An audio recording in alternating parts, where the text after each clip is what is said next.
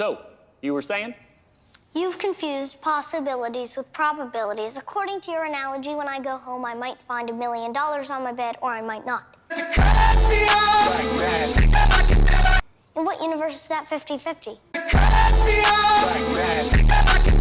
So, what do you think the odds are that God exists? I think there's 0. I believe in science. So, you don't think science and religion can go hand in hand? Science is facts. Religion is faith. I prefer facts. I understand that.